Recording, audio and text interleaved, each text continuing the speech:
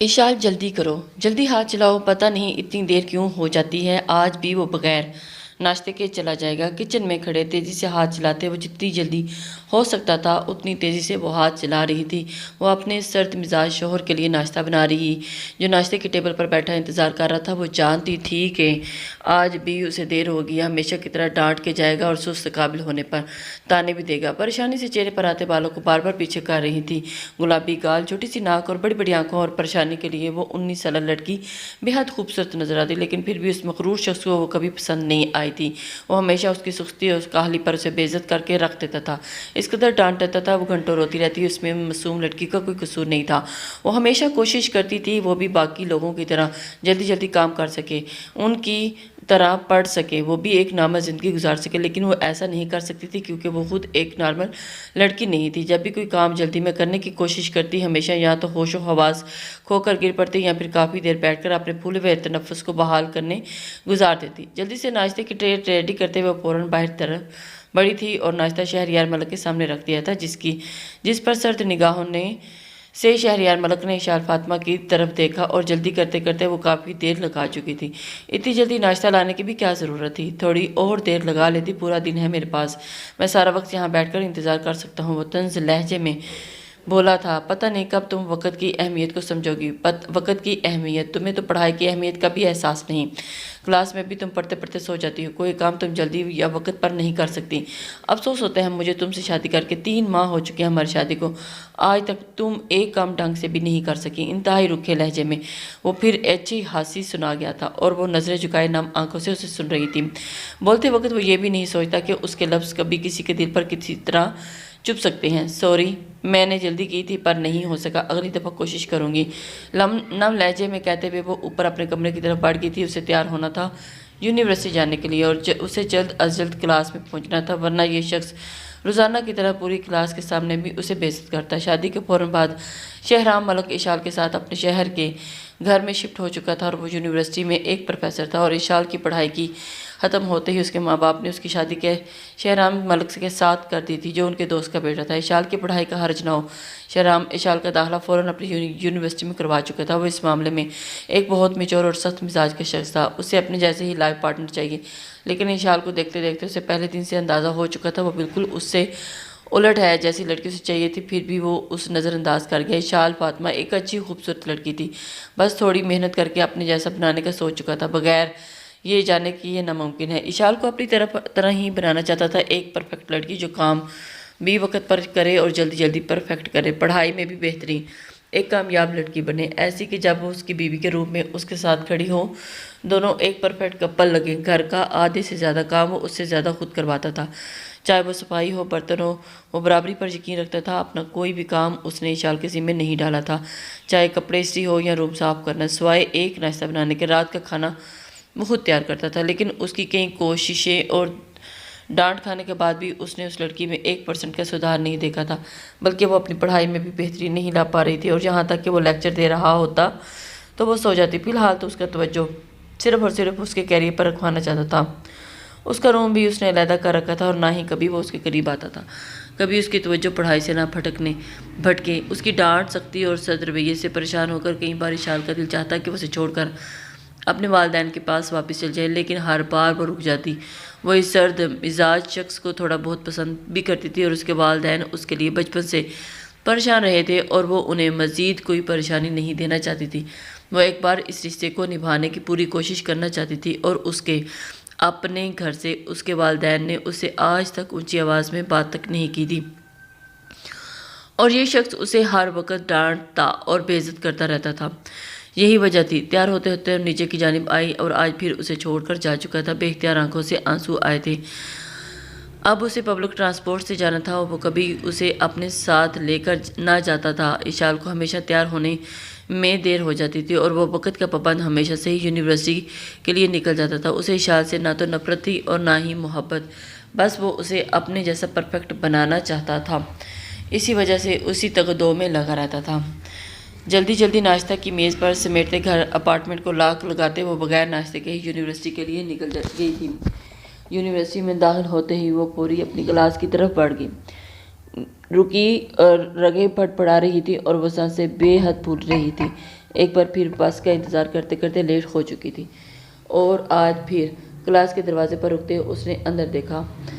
Class شروع ہو چکی تھی اور شہریار ملک کلاس کو لیکچر دینے میں مصروف تھا۔ لیٹ ہونے پر وہ ایک بار پھر اس پر غصہ کرے گا، یہی خیال سے اسے مزید گھبراہٹ میں ڈال دیا گیا تھا۔ سوچتے سوچتے اس کے حال خراب ہونے لگا۔ سر میں آئی کم ان، وہ دھیرے سے بولی تھی، نظر جھکی ہوئی تھی اور اس کی آواز۔ شہریار ملک نے لیکچر روکتے اس کی طرف دیکھا تھا اور دھیان سے، آج آپ ایک بار پھر لیٹ ہیں، کیا آپ ایک دن بھی وقت پر نہیں آ سکتی؟ اگر آپ کو پڑھنا اچھا نہیں لگتا تو پلیز نہ آیا کریں، روزانہ لیٹ آ کر لیکچر رکوا کر ہمارا وقت ضائع نہ کیا کریں، یا پھر ایک کام کریں، میری کلاس کے بعد آ جایا کریں، اتنا بھی تو جلدی جو آتی ہیں نہ جو آیا کریں۔ آپ کے نزدیک پڑھائی کی کوئی اہمیت نہیں ہوگی، لیکن ہمارے نزدیک بہت ہے۔ اگر آپ وقت پر آ سکتی ہیں تو آیا کریں، ورنہ نہ آیا کریں، آپ کی مہربانی ہوگی۔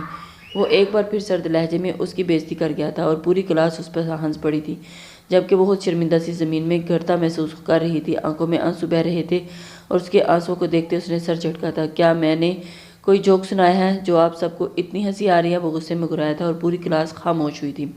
شہریار ملک کتنا سخت مزاج، اس بات سے پوری یونیورسٹی واقف تھی۔ سوری سر، میں کل سے وقت پر آنے کی کوشش کروں گی، وہ نم آواز میں چہرہ جھکائے بولی تھی۔ بیٹھ جائیں اپنی جگہ پر۔ سرد نظروں سے اسے دیکھتے شہریار ملک نے واپس لیکچر دینا سٹارٹ کیا تھا اور وہ اپنی جگہ پر جا کر بیٹھ گئی تھی۔ ادھورا لیکچر اسے کچھ بھی سمجھ نہ آیا۔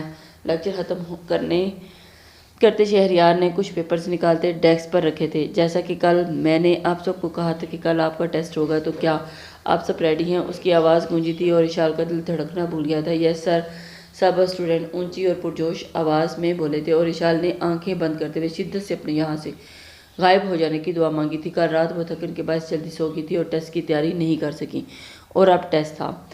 شہریار کے کہنے پر ایک اسٹوڈنٹ نے اٹھ کر تمام پیپرز پوری کلاس میں ڈسٹریبیوٹ کیے تھے اور تمام کلاس ٹیسٹ پیپر پکڑتے ہی اسے حل کرنے لگی تھی، جبکہ اشال ٹیسٹ پیپر تھامے پریشانی سے اسے دیکھ رہی تھی۔ ان میں سے کچھ سوال تو ایسے تھے جنہیں وہ کر سکتی تھی، لیکن کچھ اسے بالکل بھی نہیں آتے تھے۔ خود کو نامہ رکھتے ہوئے ان سوالوں کو کرنے لگی تھی، جبکہ وہ دور بیٹھا اس کے چہرے کے ہر تاثرات کو دیکھ رہا تھا۔ کچھ وقت کے بعد ٹیسٹ کا وقت ختم ہو چکا تھا اور تمام اسٹوڈنٹ اپنے اپنے ٹیسٹ جمع کروا چکے تھے۔ لاسٹ پیریڈ میں آپ کو آپ کے ٹیسٹ مل جائیں گے، اور جو اسٹوڈنٹ آخری پیریڈ میں غیر حاضر ہوا وہ آئندہ مجھے میری کلاس میں نظر نہ آئے۔ اب آپ لوگ جا سکتے ہیں، حکمیہ لہجے میں کہتا ہوا وہ اپنا سامان سمیٹنے لگا، جبکہ اشال نے پریشانی سے اپنے لب کچلے تھے اور تھکی ہوئی حالت میں وہ ٹیبل پر سر رکھ چکی تھی۔ آنے والے وقت کا سوچتے اسے گھبراہٹ ہونے لگی تھی۔ اس کا ٹیسٹ بے حد خراب ہوا تھا، لیکن آنسو ٹیسٹ کے خراب ہونے کے نہیں تھے، بلکہ اس شخص کے اس کے ساتھ برتے گئے رویے کے تھے۔ وہ اس کا شوہر تھا، لیکن ایک بار بھی اس نے اسے یہ محسوس نہیں کروایا تھا کہ وہ اس کا شوہر ہے اور اس کے لیے موجود ہے یا نہیں، اس کی مدد یا حفاظت کرے گا۔ اس شادی کے بعد وہ بالکل اکیلی پڑ گئی تھی۔ پڑھائی اور ذمہ داری اور بیماری سب ساتھ جلتے وہ تھک گئی تھی اور پڑھائی میں وہ بے حد کمزور ہو چکی تھی۔ اسے اپنے ماں باپ کی شدت سے یاد آ رہی تھی۔ ہر وہ چیز ہر وقت میں اس کے ساتھ ہوتے تھے، بچپن سے جس وجہ سے وہ پڑھائی میں بے حد اچھی تھی، اسے اپنی بیماری تک کبھی محسوس بھی نہیں ہوئی تھی، چونکہ اب اس کے لیے عذاب بن کر آئے گی تھی۔ اس شخص کے ساتھ وہ ہمیشہ اسے ایسا محسوس کرواتا کہ وہ کوئی اجنبی اس کے لیے اس سے بات تک کبھی نرم لہجے میں نہیں کرتا تھا۔ وہ اسے اپنی پریشانی یا تکلیف بیان کر سکے، اس کے ساتھ رہتے اسے ایسا محسوس کرتی جیسے وہ دنیا کی واحد انسان ہو جس سے وہ نفرت کرتا ہے اور اس کی موجودگی اسے ناگوار گزرتی ہے، جبکہ پوری کوشش کرتی وہ ایک بیوی ہونے کی ذمہ داریاں نبھا سکے، لیکن ہر بار وہ ناکام ہو جاتی اور اس ناکامی پر اس شخص سے ملی پھٹکار بے عزت اور اسے خود سے نفرت کروانے پر مجبور کر دیتی تھی۔ شہریار ملک نے کلاس میں جانے سے پہلے اشال کی طرف دیکھا تھا اور اس کا چہرہ چھپا ہوا تھا۔ وہ نہیں دیکھ سکا کہ وہ رو رہی ہے۔ پوری کلاس جا چکی تھی اور ہمیشہ کی طرح وہ وہیں اکیلی بیٹھی رہ گئی تھی۔ شہریار ملک کو اس کا یہ بیہودہ بیہیو بہت عجیب لگتا تھا۔ نہ وہ کسی کے ساتھ بات کرتی تھی اور نہ اس کی کوئی دوست تھی، نہ وہ کہیں جاتی، نہ کینٹین نہ سے کچھ کھاتی، بس اس سیٹ پر صبح آ کر بیٹھتی اور پھر اٹھتی، اور جب گھر جانے کا وقت ہوتا پتہ نہیں یہ لڑکی کب خود کو بدلے گی، اہانت امیز لہجے میں وہ خود سے کہتے ہوئے وہ بھی اپنا بیگ اٹھائے باہر نکل گیا تھا۔ وہ کسی دور میں ایک بہت اچھی اور برائٹ اسٹوڈنٹ رہی تھی، اب ذمہ داریاں اور رویے مار رہے تھے اسے۔ دوپہر کے وقت تمام اسٹوڈنٹ کلاس میں موجود تھے۔ شہریار ملک کے بلانے پر سرد لہجے پر میں ہر اسٹوڈنٹ کو بلاتے وہ انہیں ان کے ٹیسٹ تھما رہا تھا۔ شہریار ملک کا موڈ کچھ خراب لگتا، شاید وہ اشال فاطمہ کا ٹیسٹ چیک کر کے آ رہا تھا۔ جس طرح وہ اسے پڑھاتا تھا اس کا کوئی اسٹوڈنٹ کبھی فیل نہیں ہوا، اور اشال کا ان 3 ماہ میں بھی ایک ٹیسٹ درست نہیں ہوا تھا۔ اب وہ گھبراہٹ سے انگلیاں مروڑ رہی تھی اور جانتی تھی کہ ٹیسٹ خراب ہوا ہے، اس کے وہ ہمیشہ کی طرح اسے بے عزت کرنے والا ہے پوری کلاس کے سامنے۔ مس اشال فاطمہ، شہریار ملک نے اشال کا نام پکارا تھا اور گہرا سانس بھرتے ہمت کرتے ہوئے وہ اپنی سیٹ سے اٹھی تھی اور شہریار کے ڈیسک کی طرف بڑھ گئی تھی۔ یہ ہے آپ کا ٹیسٹ۔ وہ دھاڑ تھا اور اس پر پوری کلاس کا ٹیسٹ درست تھا سوائے اس کے، اور اس کی دھاڑ پر اس کا دل کانپ اٹھا تھا۔ مجھے سمجھ میں نہیں آتا آپ پڑھنے آتے ہی کیوں ہیں؟ جب آپ کو پڑھائی میں کوئی دلچسپی نہیں ہوئی تو آپ صرف گھر بیٹھ کر آرام کرنا ہے، باقی آپ سے کوئی کام ڈھنگ سے نہیں ہو سکتا۔ صرف میں ہی نہیں، ہر سبجیکٹ کا ٹیچر آپ کی کمپلین کرتا ہے، آپ کسی ایک سبجیکٹ میں امپروو نہیں کر پا رہی۔ پتہ نہیں آپ یونیورسٹی میں کیا کر رہی ہیں، آپ تو اسکول میں بھی پوری طرح فٹ نہیں ہو پائیں گی۔ پرائمری کے بچے بھی آپ سے اچھا پڑھتے ہوں گے، پتہ نہیں آپ کے والدین نے آپ کو اسکول کیسے کلیئر کروایا ہوگا، پھر آپ انہیں کے اونچے تعلقات پر یہاں پر پہنچی ہوں گی۔ وہ غصے میں اس کا ٹیسٹ زمین پر پھینک چکا تھا اور اس کی بےعزتی اور شرمندگی اس کی آنکھوں میں آنسو منڈ آئے تھے اور گالوں پر بہہ رہے تھے۔ وہ بولنا چاہتی تھی، کچھ کہنا چاہتی تھی، لیکن الفاظ حلق سے نکلنے سے آ رہی تھی۔ زمین پر پڑے ٹیسٹ کو دیکھا تھا اور اس نے اس پر اس کے والد کا نام بھی لکھا تھا۔ اس 3 ماہ میں ایک بار بھی والدین سے نہیں ملی تھی۔ اسے شدت سے اسے بابا یاد آئے تھے اور بہتے آنسوؤں کے ساتھ اس نے صاف کیا اور نیچے سے ٹیسٹ اٹھاتے ہوئے اس نے فاصلے پر آ کھڑی ہوئی تھی۔ اس کا رشتہ یونیورسٹی میں موجود کوئی نہیں جانتا تھا۔ وہ اس قدر غصے میں تھا کہ اس کا روتا ہوا معصوم چہرہ اور اس پر رقم تکلیف بھی نہیں دیکھ پایا تھا۔ سوری پروفیسر، لیکن میرے والدین کو درمیان میں نہیں لائے۔ میں یہاں تک اپنی محنت کے بل پر پہنچی ہوں اور ان کے سپورٹ کرنے کی وجہ سے، نہ کہ ان کے اونچے تعلقات کی وجہ سے۔ انہوں نے زندگی کے ہر موڑ میں مجھے سپورٹ کیا ہے، نہ کہ بے عزت۔ وہ شادی کے بعد پہلی بار اس دفعہ اس کے سامنے بولنے کی ہمت کر پا رہی تھی۔ شہریار ملک نے جب سے مٹھیاں پیچی تھیں۔ ہاں، میں دوسرے ٹیچرز کے سبجیکٹ میں بھی ویک ہوں، لیکن کوئی بھی مجھے آپ کی طرح سب کے سامنے بے عزت نہیں کرتا۔ میں پڑھائی میں ضرور ویک ہوں، لیکن آپ کی طرح کے اخلاق میں کمزور نہیں۔ آپ کو دوسروں کے علاوہ اپنی ذات میں موجود خامیوں پر بھی توجہ دینی چاہیے۔ وہ سخت لہجے میں بول رہی تھی اور شہریار ملک کی بس ہوئی تھی۔ اس سے پہلے کہ وہ مزید کچھ بولتی، اس کا ہاتھ اٹھا تھا اور اشال کے گال پر پڑا تھا۔ پوری کلاس کا منہ کھلے کا کھلا رہ گیا تھا۔ اشال نے گال پر ہاتھ رکھتے ہوئے تکلیف اور بے یقینی سے اسے دیکھا تھا۔ اسے یقین نہیں ہوا تھا شہریار ملک اس پر ہاتھ بھی اٹھا سکتا ہے، جبکہ وہ خود بے یقین سا تھا۔ پہلی دفعہ اس نے کسی پر ہاتھ اٹھایا تھا اور وہ بھی لڑکی پر۔ پوری کلاس حیران سی تھی، ان دونوں کو دیکھ رہی تھی۔ ذلت اور تکلیف کے احساس سے اس کی آنکھوں سے کئی آنسو اس کی گالوں پر بہہ نکلے تھے۔ تکلیف بھری نظروں سے اس نے اشال نے شہریار ملک کی طرف دیکھا تھا اور شہریار کو اپنی غلطی کا احساس ہوا تھا۔ آنکھوں میں موجود غصہ پچھتاوے اور پریشانی میں بدلا تھا۔ وہ فوری اسے تھامنے کے لیے آگے بڑھا، جبکہ وہ 2 قدم دور پڑی تھی اور پھر رکی نہیں، اور وہ وہاں سے بھاگتے ہوئے باہر کی طرف چلی پڑی تھی۔ چھٹی کی بیل بجی تھی اور تمام اسٹوڈنٹ اپنا اپنا بیگ اٹھاتے ہوئے باہر کی طرف چل پڑے تھے، جبکہ وہ اپنی کرسی پر بیٹھے اپنا سر ہاتھوں میں گرا گیا تھا۔ مجھے ایسا نہیں کرنا چاہیے تھا اس کے ساتھ۔ میں کیسے اس پر ہاتھ اٹھا سکتا ہوں؟ لیکن وہ یہاں میری اسٹوڈنٹ ہے، اسے بھی تو خیال کرنا چاہیے تھا کیسے اپنے ٹیچر سے بات کرتے ہیں۔ لیکن پھر بھی میں اسے ڈانٹ سکتا تھا، چپ کروا سکتا تھا، ہاتھ اٹھانے کی کوئی جواز نہیں بنتا تھا۔ اس نے خود ہی دلیل دی تھی، کیوں وہ تھوڑی سی بھی امپروو نہیں ہو سکتی۔ رو رہی تھی، مجھے یقین ہے وہ اب میرے ساتھ تو کبھی بھی نہیں رہنا چاہے گی۔ مختلف سوچوں کو سوچتے ہوئے وہ پریشان سا تھا۔ گھر جا کر اس سے بات کرنے کا ارادہ رکھتے وہ اٹھ کھڑا ہوا تھا اور اپنا بیگ اٹھاتے وہ باہر کی طرف بڑھنے لگا تھا، جب اسے کرسی پر اشال کا بیگ نظر نہیں آیا تھا۔ کیا وہ گھر چلی گئی ہوگی؟ اشال کا بیگ اٹھاتے ہی وہ باہر کی طرف بڑھ گیا تھا۔ اس کی جانب دیکھتے ہوئے وہ بس اسٹاپ پر بیٹھی تھی اور آنکھوں سے آنسو روانی سے بہہ رہے تھے۔ ان 3 ماہ میں وہ کوشش کر کے دیکھ چکی تھی شاید وہ اس کے ساتھ تھوڑا سا نرم پڑ جائے، لیکن وہ دن بدن مزید سخت ہوتا جا رہا تھا۔ اور آج جب اس نے سب کے سامنے ہاتھ اٹھایا تو آج اسے محسوس ہوا تھا اور احساس ہوا تھا کہ وہ غلط جگہ پر کوشش کر رہی تھی اور اس کے ساتھ نہیں رہ سکتی تھی۔ وہ دونوں آگ اور پانی تھے اور جن کے ساتھ رہنا ناممکن سا تھا۔ وہ اب فیصلہ کر چکی تھی کہ اسے اس شخص کے ساتھ ہرگز نہیں رہنا۔ وہ اسے خود سے نفرت اور اپنی بیماری کے ساتھ نفرت کرنے والے کے ساتھ ساتھ اسے اپنے پڑھائی اور شوق اور خوابوں سے بھی نفرت کروا گیا تھا، اور وہ خود کو ایک بیکار انسان سمجھنے لگی تھی، اس حد تک کہ دروازے کے باہر کھڑے اس کی آنکھوں سے مسلسل آنسو بہہ رہے تھے۔ اور وہ شہریار کے اپارٹمنٹ نہیں گئی تھی، بلکہ آج وہ اپنے ماں باپ کے گھر آئی تھی، جو اسے واقعی اپنا گھر لگتا تھا۔ 2 سے 3 بار بیل بجانے پر دروازہ کھلا تھا اور وہ کوئی اور نہیں بلکہ اشال کی ماں تھی۔ اسے اس وقت اس حالت میں دیکھ کر دروازے کے سامنے کھڑا دیکھ کر جھٹکا سا لگا تھا۔ بغیر کچھ کہے آگے بڑھی تھی اور ان کے گلے جا لگی تھی اور انہوں نے بھی نرمی سے اسے گلے لگاتے اس کی کمر کو تھپ تھپایا تھا۔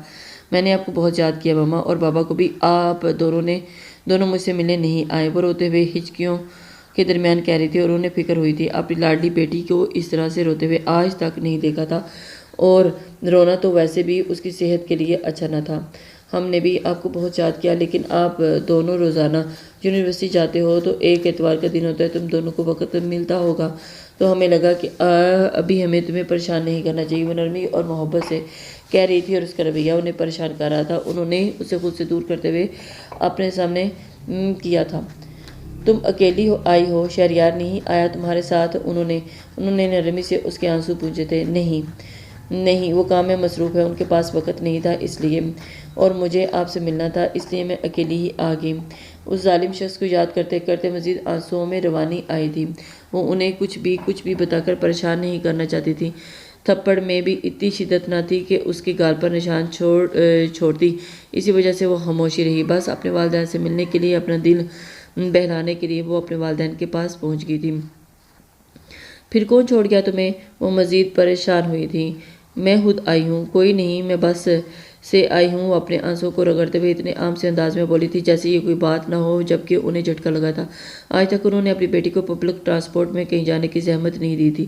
وہ لوگ ڈرتے تھے کہ شہریار نے کیسے اسے اکیلے جانے دیا، یہی سوچ انہیں پریشان کر رہی تھی۔ اچھا جاؤ، فریش ہو کر کپڑے بدلو، میں کھانا لگاتی ہوں، تھوڑی دیر تک تمہارے بابا بھی آنے والے ہیں۔ مسکراتے انہوں نے اس کے ماتھے پر پیار دیا تھا اور وہ اوپر کی طرف بڑھ گئی تھی۔ شام کے وقت وہ چابی سے دروازہ کھولتے اپارٹمنٹ میں داخل ہوا تھا۔ آج کوئی بھی لاؤنج کے صوفے پر سویا وجود اسے نہیں ملا تھا جو روزانہ ملتا تھا۔ وہ اپنے کمرے میں ہوگی یہی سوچتے اس نے شال کا بیگ صوفے پر رکھا اور اپنے روم کی طرف فریش ہونے کے لیے بڑھ گیا تھا۔ فریش ہو کر وہ کچن میں داخل ہوا۔ ڈنر بنانے کی ذمہ داری اس نے لے رکھی تھی۔ ذہن میں بھی ابھی بھی اشال فاطمہ بھی موجود تھی۔ وہ نظر نہیں آ رہی تھی تو دل عجیب سا ہو رہا تھا۔ اوپر سے دوپہر میں جو حرکت کر چکا تھا، شرمندگی الگ سے تھی۔ معافی بھی مانگنی تھی اس سے، لیکن کیسے سمجھ نہیں آ رہا تھا۔ ریفریجریٹر سے کچھ سبزیاں نکالتے اس نے شیلف پر رکھی تھی، لیکن کچھ سوچتے خود ہی ہاتھ روک دیا تھا۔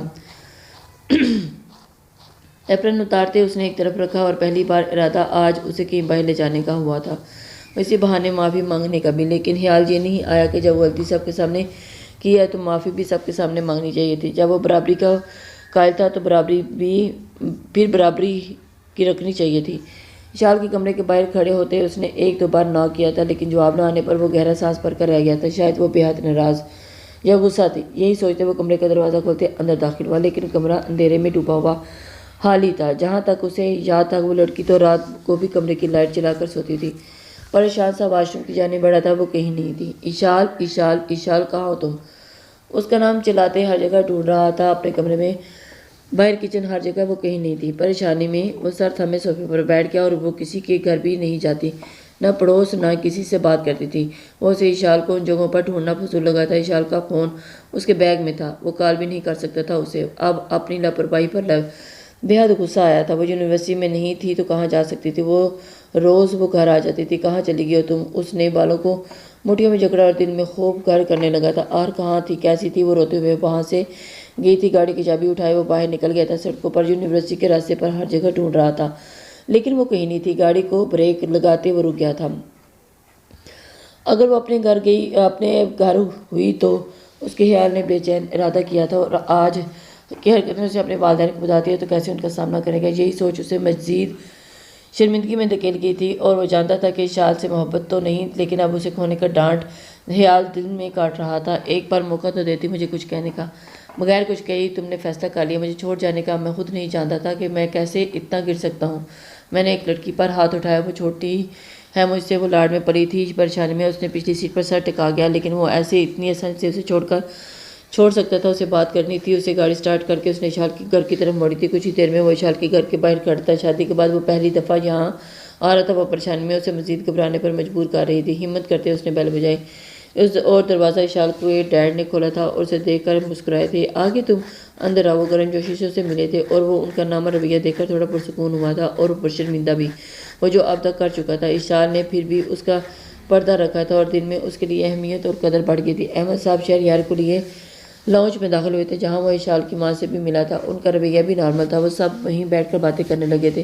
آج آپ کی وائف جہاں ہیں تو آپ آ گئے، ورنہ مجھے نہیں لگتا کہ آپ نے کبھی آنا تھا۔ برخودار احمد صاحب نے اس پر میٹھا طنز کرتے ہوئے مسکرایا تھا۔ وہ بھی مسکرایا تھا جبکہ نظریں اس کے پاس مسلسل اشال کو ڈھونڈ رہی تھی۔ اپنے کمرے میں ہے وہ، کھانا کھا کر ابھی سو گئی ہے ہوگی اب تو وہ، آپ کھانا کھا کر پھر ملے نا اس سے۔ وہ اٹھ کھڑی ہوئی تھی اس کے لیے کھانا لگانے کے لیے، جبکہ وہ فوراً اٹھ کھڑا ہوا۔ اتنی جلدی سو چکی تھی، اس کی طبیعت کو لے کر پریشان سی ہوئی تھی۔ نہیں آنٹی رہنے دے، میں کھانا کھا کر آیا ہوں، بس اشال سے ملنے آیا تھا میں۔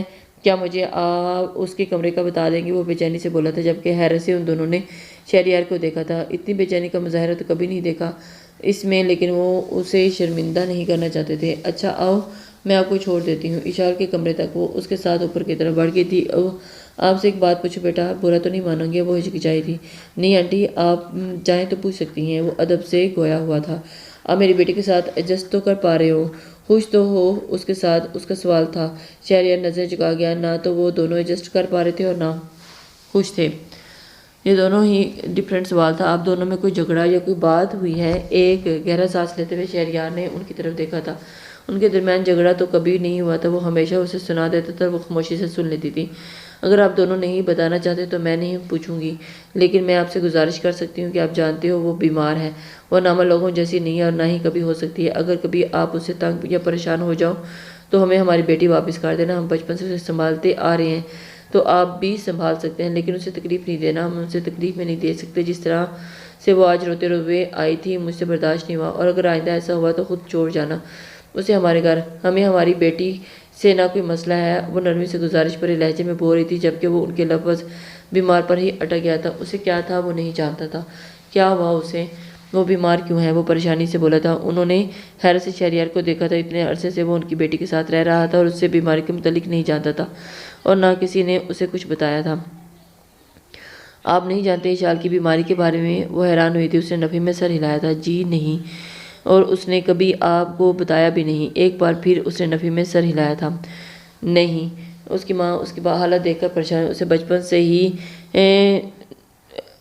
استھینیا ہے، یہ ایک ایسی بیماری ہے جس میں دل کا سائز عام سائز سے بے حد چھوٹا ہوتا ہے، وہ تیز کام نہیں کر سکتی، وہ دوڑ نہیں سکتی، کمزور رہتی ہے، ہمیشہ سانس بھی بے حد پھولتا ہے اس کا، اگر وہ جلدی یا تیز کام کرنے کی کوشش بھی کرے تو بے ہوش ہو جاتی ہے، لیکن میری بچی بہادر ہے، وہ اپنی بیماری سے لڑ کر بہت کچھ کرنا جانتی ہے۔ وہ اشال کے متعلق اسے بتا رہی تھی اور شہریار پر حیرتوں کے پہاڑ ٹوٹ رہے تھے اور ساتھ ہی وہ شرمندہ بھی تھا۔ اشال کی حالت اب آہستہ آہستہ سمجھ آ رہی تھی اسے۔ آپ لوگوں نے مجھے اس کے متعلق بتایا کیوں نہیں؟ بیٹا آپ کے پیرنٹس جانتے تھے، ہمیں لگا کہ آپ کو بتایا ہوگا انہوں نے، اور آپ سب جانتے ہوئے بھی شادی کے لیے راضی ہیں۔ وہ خود بھی حیران ہوئی تھی۔ شہریار کو بتانا چاہیے تھا اور اپنا سر کہیں دیوار پہ جا مارے، اور اس کے والدین اس کی پرفیکٹ نیچر سے واقف تھے، وہ شادی سے انکار نہ کر دے۔ اس ڈر سے انہوں نے اسے کچھ نہیں بتایا تھا۔ اسے اب سمجھ میں آ رہا تھا۔ وہ آہستہ آہستہ چلتے باتیں کرتے اشال کے کمرے کے سامنے آ کر رکے۔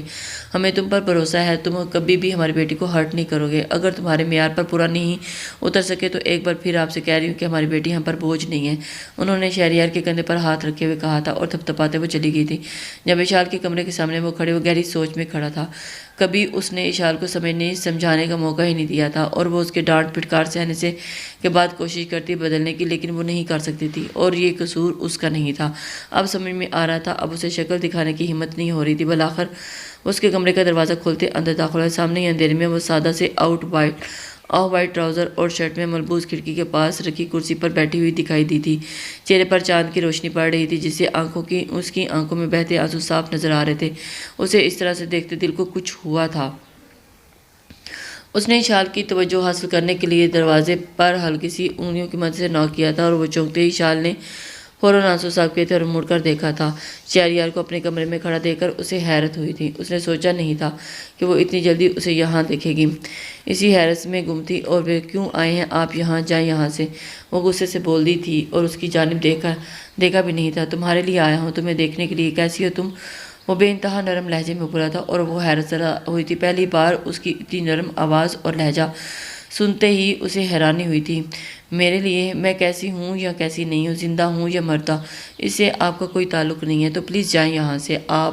مجھے آپ سے کوئی بات نہیں۔ وہ تنفر سے کہتے ہوئے رخ موڑ گئی تھی۔ اس ظالم شخص کو دیکھتے اس کے ساتھ گزرا ہوا ہر لمحہ یاد آ رہا تھا۔ تم نے مجھے ابھی تک اندر آنے کا بھی نہیں کہا اور جانے کا کہہ رہی ہو۔ کہہ رہی ہو مجھے نہیں لگتا کہ تمہیں مجھے یہاں دیکھ کر اچھا لگا ہے۔ آواز اب بھی نرم تھی، جبکہ اشال کو غصہ تھا وہ اس کے گھر میں نہیں تھی جو اس سے ڈرتی اسی وجہ سے، اور نہ ہی وہ اس سے اب اس کے ساتھ رہنا چاہتی تھی۔ مجھے آپ کو دیکھ کر نفرت ہو رہی ہے۔ میں آپ کو اب تو کیا اب کبھی بھی نہیں دیکھنا چاہتی۔ آپ ایک برے انسان ہیں۔ میں کمزوروں پر ہاتھ اٹھانا جانتے ہیں۔ میں رہنا نہیں چاہتی آپ کے ساتھ۔ بابا کو سب بتا دوں گی، جائیں آپ یہاں سے۔ مجھے آپ کی شکل، وہ غصے سے چیخی تھی اور شہریار نے فوراً دروازہ بند کیا تھا تاکہ باہر آواز نہ جائے، جبکہ اسے دروازے بند کرتے دیکھ کر وہ گھبرائی تھی۔ اس کی جانب دیکھ کر وہ حیران ہوئی تھی۔ میں نے کہا نا آپ جائیں یہاں سے، آپ کو سنائی نہیں دے رہا؟ وہ ایک بار پھر سے چیخی تھی اور اس کی دھڑکنیں تیز ہو گئی تھی، سانسیں پھولنے لگی تھی اور اپنے دل پر ہاتھ رکھتے ہی وہ واپس کرسی پر بیٹھ گئی تھی اور گہرے گہرے سانس لینے لگی تھی۔ اس کی حالت دیکھتے ہی وہ ایک بار پھر پچھتاوا ہوا تھا۔ اس نے قدم اشال کی طرف اٹھانے شروع کیے تھے۔ اشال نے ڈرتے ہوئے اسے دیکھا تھا اور پھر ایک دم ہمت آئی تھی اور اس کے باپ کا گھر تھا۔ وہ یہاں کچھ نہیں کر سکتا تھا۔ میرے پاس نہیں آئے آپ؟ کیا آپ کو سنائی نہیں دیا؟ یہ آپ کی یونیورسٹی یا پھر آپ کا اپارٹمنٹ نہیں ہے جو آپ مجھ پر ہاتھ اٹھا سکیں۔ وہ ایک بار اسے پھر دیکھتے کھڑے ہوتے ہوئے خوف سے چیخی تھی اور اس کی آنکھوں میں ڈر شہریار کے دل میں چھپا ہوا تھا جو اسے کیسا انسان سمجھ رہی تھی۔ اسے لگ رہا تھا کہ وہ یہاں اس پر ہاتھ اٹھائے گا اور اسے ویسے ہی سمجھ رہی تھی جو شوہر بیویوں کو ابیوز کرتے ہیں۔ اسی وجہ سے اسے اتنا قریب آتا بے حد ہی خوف زدہ ہوئی تھی۔ اسے سمجھ نہیں آ رہا تھا کہ اسے کیسے بتائے۔ آپ کو نہیں جانا یہاں سے؟ ٹھیک ہے میں جا رہی ہوں، وہ غصے سے کہتے ہوئے وہاں سے جانے لگی تھی جب اس کا ہاتھ پکڑ کر اسے کھینچتے ہوئے شہریار اسے اپنے سینے سے لگایا تھا اور اپنے بازوں کے حصار میں اس کے گرد باندھا تھا۔ وہ تڑپ ہی اٹھی تھی، اس کی گرفت میں خود کو چھڑوانے کی بے حد کوشش کرنے لگی، لیکن اس کی مضبوط گرفت سے وہ خود کو نکال نہیں سکی اور کچھ ہی وقت میں اس کی ہمت جواب دے گئی تھی، سانسیں پھول گئی تھیں اور بے حد نڈھال ہو چکی تھی۔